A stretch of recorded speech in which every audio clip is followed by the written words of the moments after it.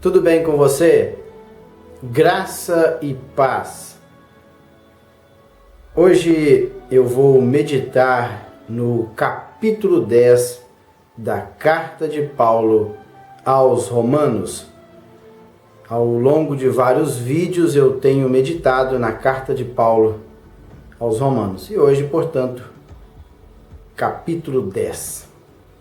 Capítulo 10, Paulo, ele diz desta maneira: Irmãos, o desejo do meu coração e a minha oração a Deus pelos israelitas é que eles sejam salvos. Posso testemunhar que eles têm zelo por Deus, mas o seu zelo não se baseia no conhecimento, porquanto, ignorando a justiça que vem de Deus e procurando estabelecer a sua própria, não se submeteram à justiça de Deus, porque o fim da lei é Cristo, para a justificação de todo o que crê. Então, os primeiros 4 versículos, Paulo ele diz que o desejo do coração de Paulo e a sua oração, Paulo ele estava intercedendo em favor dos judeus, dos seus irmãos, porque Paulo ele era um judeu, um fariseu da tribo de Benjamim, e ele era um judeu zeloso na lei. E como ele foi zeloso na lei, agora ele, como um cristão, ele agora estava pedindo a Deus, intercedendo para que o povo dele, os israelitas, fossem salvos. Ele tinha um desejo imenso no seu coração. Em outro lugar, ele diz aqui na carta de Paulo aos Romanos, que ele diz que ele estava sujeito a ser até amaldiçoado e até mesmo ficar sem Cristo, ou seja, ir para o céu, se isso o levasse os judeus à salvação. Então, Paulo tinha um desejo muito grande de que os seus irmãos israelitas fossem salvos. E ele falou assim: olha, eu sou testemunha de que os meus irmãos judeus, eles são zelosos por Deus no que se diz respeito à prática da lei. Eles têm um zelo por Deus. Paulo, quando perseguia os cristãos, ele fazia isso por causa do seu zelo. Ele achava que quando perseguia os cristãos, prendia os cristãos, até mesmo na morte de Estevão, ele consentiu na morte de Estevão, ele achava que ele estava fazendo algo de bom para Deus, ele estava produzindo algo para Deus, ele estava sendo zeloso para Deus, praticando essas coisas. E ele falou assim: olha, mas o seu zelo, ele não se baseia no conhecimento da palavra de Deus. Tudo indica que esse zelo estava mais baseado nas tradições do judaísmo do que propriamente dito da lei, porque eles não estavam interpretando bem a lei de Deus. E ele diz o seguinte, que porquanto eles estavam ignorando, ou seja, o ignorante é aquele que não sabe, ou até mesmo que não quer conhecer, ignorando a justiça que vem de Deus, eles não queriam saber dessa justiça que era proveniente de Deus, e agora eles estavam querendo estabelecer a sua própria justiça, assim como Paulo fazia. Paulo ele estava querendo fazer a sua própria justiça, da mesma forma que eram seus irmãos, os israelitas. E fala que nessa busca de estabelecer a sua própria justiça, o povo de Israel, eles não se submeteram à justiça de Deus. E eles, olha, porque o fim da lei é Cristo. Então, Cristo, na verdade, ele cumpriu a lei. Não que Cristo ele veio para observar, para ser esse cumprimento aqui nos que diz respeito à observância. Cristo ele não veio observar a lei e seguir a lei, mas na verdade o que Paulo está dizendo aqui, porque o fim da lei é Cristo. Cristo, na verdade, ele veio cumprir a lei, aquilo que estava escrito na lei a respeito de Jesus. Porque muitos escritores, inclusive Moisés, ele lá no Deuteronômio 18 diz assim, ó: levantarei do meio dos seus irmãos, um profeta como você. Porei minhas palavras na sua boca, e ele dirá tudo o que eu lhe ordenar.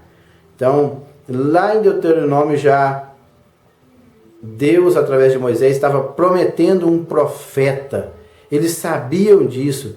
Os demais profetas, como Isaías, que foi o profeta messiânico, eles, em suas profecias, Deus, através de Isaías e demais profetas, prometiam um Messias.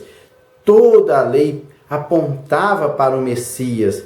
Por isso que Paulo seria, agora Cristo veio e cumpriu toda a lei. Tudo aquilo que estava escrito na lei e nos profetas, Jesus cumpriu. Mateus diz o seguinte: não pensem que vim abolir a lei e os profetas. Não vim abolir, mas cumprir, ou que seja, completar, concluir. Eu vim cumprir aquilo que os profetas e a lei diziam ao meu respeito. Por isso que porque o fim da lei é Cristo, para o quê? Para a justificação de todo o que crê. Então, através do fato de eu ter crido em Deus, eu me torno justo. Sou justificado por Deus. Agora eu sou declarado justo. A partir do verso 5, Paulo diz o seguinte, que os judeus, eles não interpretaram a lei de uma maneira correta, ou eles interpretaram a lei à sua própria maneira. Ele diz, Moisés escreve desta forma a justiça que vem da lei. Então Moisés, ele descreve como é a justiça que provém da lei. O homem que fizer estas coisas viverá por meio delas. Delas o quê? Das coisas que ele está praticando conforme a exigência da lei.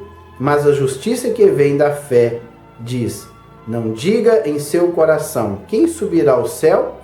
Isto é, para fazer Cristo descer. Ou quem descerá ao abismo? Isto é, para fazer Cristo subir dentre os mortos. Mas o que ela diz? A palavra está perto de você, está em sua boca e em seu coração. Isso está lá em Deuteronômio 30:14. Isto é a palavra da fé que estamos proclamando. Se você confessar com a sua boca que Jesus é Senhor e crer em seu coração que Deus o ressuscitou dentre os mortos, será salvo. Pois com o coração se crê para a justiça e com a boca se confessa para a salvação. Como diz a Escritura, todo que nele confia jamais será envergonhado. Está em Isaías 28:16. Não há diferença entre judeus e gentios, pois o mesmo Senhor é Senhor de todos e abençoa ricamente todos os que o invocam, porque todo aquele que invocar o nome do Senhor será salvo. Joel 2:32. Então, nesse versículo do 5 ao 13, eles interpretavam a lei da sua maneira própria da lei. Então, Moisés descreve, olha, o homem que fizer essas coisas, que praticar toda a lei, sim, ele viverá por meio delas. Ou seja, o homem que praticar toda a lei de uma maneira correta, ele vai viver. Ele vai ser livre da morte. Porque até a violação do sábado era motivo que alguém fosse eliminado, apedrejado, morto. Então a lei, ela era severa. A pessoa pagava com a sua própria vida o seu delito. Se alguém cometesse um delito, automaticamente ele sofria a pena capital. Então, por isso que Moisés, olha, o homem que fizer essas coisas, observar toda a lei, ele viverá. Ele será livre da morte. Mas, eu vou dizer, olha, mas a justiça que vem de Deus, essa justiça aqui é justiça própria. O homem pratica as obras da lei e ele é livre da morte, da pena capital. Então ele vive delas. Ele vive da prática da obra, observando a lei. Essa justiça que vem de Deus e ela que vem da fé. Quando eu creio, tenho fé, e essa justiça ela vem de Deus. E ele faz aqui uma pergunta: quem subirá?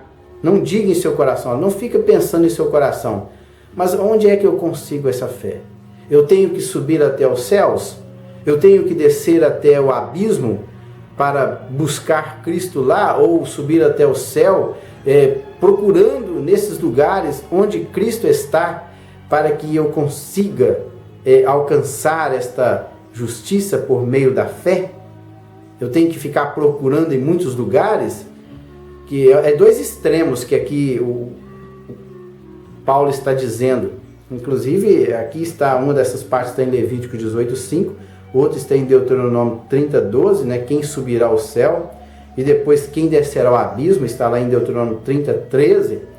O que Paulo está usando aqui, esses trechos do Antigo Testamento, assim, que são dois extremos, abismo e céu. Eu tenho que ir no extremo no céu e descer o extremo no abismo, tentando procurar a Cristo. E tentando de todas formas, em algum lugar, procurar a Cristo para estabelecer a minha própria justiça. Mas ele disse, mas o que ela diz? A palavra está perto de você, está em sua boca e em seu coração. Então, quando a palavra de Deus ela está em meu coração, está dentro de mim, isto é, que palavra é esta? Que palavra é essa que tem que estar dentro do meu coração? Dentro do meu ser?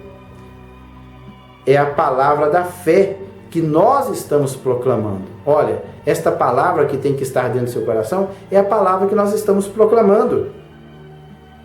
Se você confessar com a sua boca, publicamente, que Jesus Cristo é Senhor e crer em seu coração que Deus o ressuscitou dentre os mortos, então é crer. Eu creio que Deus fez tudo isso e que Jesus ressuscitou dentre os mortos, eu sou salvo. Então agora o meu status muda. Então agora eu sou salvo. Claro que aqui não está falando de santificação. Neste exato momento, quando eu confesso com a minha boca, creio, eu me torno um salvo. E automaticamente eu sou justificado por Deus, sou declarado justo. A partir daí agora começa o meu processo de santificação. E esse processo de santificação, ele somente termina quando eu partir desta vida para a outra, para a eternidade, ou quando Cristo se manifestar.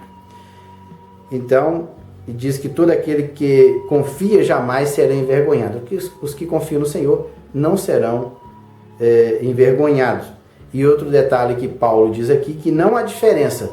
Para Deus todos são iguais, judeus e gentios. Todos agora estão no mesmo nível, no mesmo patamar. Não existe agora que o povo judeu é melhor do que o povo gentil. Não, todos são iguais e todos carecem da graça e da misericórdia de Deus e precisam crer e confessar o Senhor Jesus. Pois ele que pois o mesmo Senhor é Senhor de todos e abençoa ricamente todos os que o invocam. Se invoca o Senhor, todos são abençoados. Porque todo aquele é o seguinte, judeus e gentios que invocar o nome do Senhor será salvo. E claro que fala sobre invocar, e aí no 14 ele começa a fazer uma série de perguntas. Como, pois, invocarão aquele em quem não creram? E como crerão naquele de quem não ouviram falar? E como ouvirão se não houver quem pregue? E como pregarão se não forem enviados? Como está escrito, como são belos os pés do que anunciam as boas novas. Isso aqui, Isaías 52:7, fala sobre isso aqui. São os pés daqueles que anunciam as boas novas, ou seja, o Evangelho. E Paulo faz uma série de perguntas. Olha, como invocarão? Como eu posso invocar alguém em quem não creram? E como crerão? E como eu posso crer se eu nunca ouvi falar desta mensagem, dessa boa nova, desse Evangelho? E como ouvirão, e como eu vou ouvir se não tem ninguém que fala para mim a respeito dessa boa nova, desse evangelho? E como pregarão se não forem enviados? Então alguém tem que ser enviado para pregar, para anunciar o evangelho de Cristo, para que pessoas possam crer e invocar o nome do Senhor. E após esta pessoa invocar o nome do Senhor, ela automaticamente será salva. No 16, ele faz: no entanto, nem todos os israelitas aceitaram as boas novas. Olha, o evangelho de Cristo, ele foi anunciado. Começando por Jesus, ele veio justamente para quem? Para o povo judeu. Ele veio para os que eram seus e os seus o que não receberam. Então, Jesus ele veio primeiramente para os judeus, para o povo seu. Que Jesus era da tribo de Judá. Então, descendente aí da linhagem de Abraão. Pois Isaías diz: Senhor, quem creu em nossa mensagem? Isaías 53, a partir do versículo 1. Consequentemente, a fé vem por se ouvir a mensagem, e a mensagem é ouvida mediante a palavra de Cristo. Então, a fé, ela vem o quê? A partir do momento que ouço a mensagem do Evangelho. E a mensagem do Evangelho é ouvida o quê? Mediante o quê? A pregação da palavra. A pessoa anuncia Cristo, ouve a mensagem e aí sim, desperta a fé e eu creio. Aí no 18, Paulo diz assim: mas eu pergunto, eles não ouviram? Eles quem? Os israelitas? Eles não ouviram a mensagem de Cristo? Já que ele disse: no entanto, nem todos os israelitas aceitaram as boas novas. Nem todos aceitaram as boas novas. Claro que quando Jesus veio, muitos judeus, principalmente no dia de Pentecostes, quase 3.000 almas aceitaram a Cristo, e todos eram judeus. Os próprios apóstolos, eles eram judeus, mas Paulo diz que nem todos os israelitas aceitaram as boas novas, mas as boas novas do Evangelho ela foi pregada a todos. E eu me pergunto, eles não ouviram? E ele responde aqui, já virando: claro que sim, eles ouviram. Jesus estava no templo pregando o Evangelho. Pedro, depois da morte de Cristo, ele anunciava o Evangelho de Cristo ali em Jerusalém. Claro que sim. Ele diz aqui, ele usou o Salmo 19,4, e já culpando Israel. A sua voz ressoou por toda a terra, e as suas palavras até os confins do mundo. Até porque quando Cristo estava anunciando, Pedro também, no dia de Pentecostes, estava anunciando o Evangelho, no dia ali que eles receberam o batismo com o Espírito Santo, todos começaram a falar em outras línguas, e aquelas línguas ali eram línguas de nações, de judeus prosélitos, que estavam em Jerusalém, que vieram adorar, e esses judeus de outras nações, de diversas partes do mundo ali do Império Romano, ouviram o Evangelho em sua própria língua. Por isso que ele fala aqui que as suas palavras, ela que ressoou que até os confins do mundo. 19, Paulo novamente pergunta: será que Israel não entendeu? Em primeiro lugar, Moisés disse: farei que tenham ciúmes de quem não é meu povo, e eu os provocarei a ira por meio de um povo sem entendimento. Está além de Deuteronômio 32, 31, que a mensagem agora é levada aos gentios, justamente para que cause ciúmes no povo de Israel. E que Deus diz: eu provocarei ira no meio de um povo sem entendimento. Eu os provocarei a ira por meio de um povo sem entendimento. Então, por meio dos gentios, Deus vai provocar ira no povo de Israel. Essa ira aqui no sentido de despertar o que? O ciúme. O povo de Israel vai ficar ciúme porque Deus agora, ele tornou a salvação mais abrangente, não somente ao povo judeu, mas a todos os povos da terra que somos nós. Então, porque eu penso que os judeus, eles razoavam em seus corações pensando que a salvação de Deus era somente para os judeus. O fato é que Deus ele não veio somente para os judeus, mas ele veio para todos os povos. A salvação de Deus é para todos. O versículo 20, já encerrando, Isaías diz ousadamente: fui achado por aqueles que não me procuravam, revelei-me àqueles que não perguntavam por mim. Está lá em Isaías 65, versículo 1. Eu fui achado por aqueles que não me procuravam. Quem são esses? Somos nós, gentios. Nós não procurávamos a Deus. Mas diz que eu fui achado. Deus dizendo, eu fui achado. Deus falando através do profeta, eu fui achado por um povo que não procurava por mim. Revelei-me. Deus se revelou para quem? Revelei-me àqueles que não perguntavam por mim. Eu mostrei a minha glória para um povo que não perguntava por mim. Agora 21, mas e a respeito do povo de Israel? Deus ainda ele anseia por seu povo. O tempo todo estendia as mãos a um povo desobediente e rebelde. Isaías 65, versículo 2, esse texto aqui. Então, você olha, o tempo todo eu estava sempre estendendo a minha mão para o meu povo de Israel. Eu tolerei o meu povo de Israel por centenas de anos. E esse povo, o tempo todo estendi as mãos a um povo desobediente e rebelde. Mas este povo, ele foi desobediente e rebelde à minha palavra. Por isso, por causa da desobediência e da rebeldia do povo de Israel, Deus trouxe salvação até os gentios. Por isso, hoje nós fomos alcançados pelas boas novas do Evangelho de Cristo. Deus, na sua presciência, permitiu que tudo isso acontecesse.